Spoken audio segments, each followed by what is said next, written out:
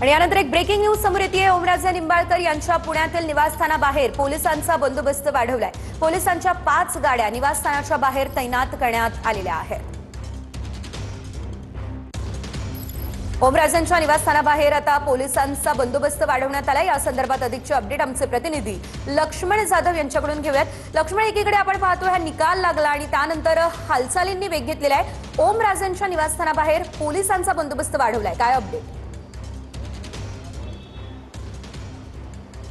सज्जन, निश्चितच आज खासदार ओमराजे लिंबाळकर यांचे वडील पवनराजे लिंबाळकर यांच्या हत्या प्रकरणीचा निकाल जो आहे तो आज लागलेला आहे। आणि खरं तर ओमराजे लिंबाळकर यांच्यासाठी हा निकाल म्हणजे धक्कादायकच म्हणावं लागेल। सध्या खासदार ओमराजे लिंबाळकर यांच्या निवासस्थानाच्या बाहेर जे आहे ते मोठा पोलीस बंदोबस्त जो आहे तो तैनात करण्यात आलेला आहे। थोड्याच वेळापूर्वी खासदार ओमराजे लिंबाळकर जे आहे ते बाणेर येथल्या त्यांच्या निवासस्थानी दाखल झालेले आहेत। मात्र पोलिसांचे 5 पथकांच्या ज्या गाड्या आहेत या ठिकाणी निवासस्थानाबाहेर सध्या जे आहे ते तैनात केल्यात। मी माझ्या कॅमेरामॅनला विनंती करू शकतो की पाहू शकतो की या ठिकाणी मोठा पोलीस बंदोबस्त जो आहे तो मोठ्या प्रमाणात या ठिकाणी तैनात करण्यात आला आहे। खरं तर पवनराजे हत्याकांड प्रकरणामध्ये जो निकाल लागला आहे तो खासदार ओमराजे लिंबाळकर यांच्यासाठी धक्कादायकच आहे, कारण की तब्बल 20 वर्षांच्या प्रदीर्घ कालावधीनंतरचा हा तो त्यांचा लढा होता।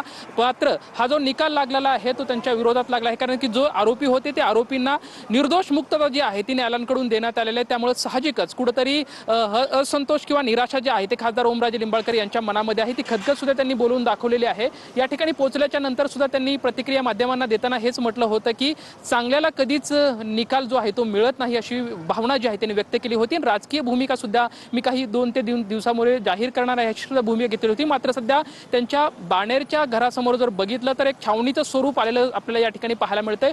मोठा तगडा पोलीस बंदोबस्त जो आहे तो या ठिकाणी तैनात केला आहे। तब्बल 5 पथके जे आहेत ते गाड्यांचे या ठिकाणी आलेले आहेत। मोठा पोलीस समोरची जी काही दुकाने आहेत त्या दुकानांना सुद्धा बंद करण्याचे आदेश जे आहेत ते पोलिसांनी दिले आहेत। त्याचबरोबर ती समोरची या इमारतीच्या समोर जी पार्किंग आहे ती पार्किंग सुद्धा लावण्यासाठी मनाई पोलिसांनी करण्यात आलेली आहे।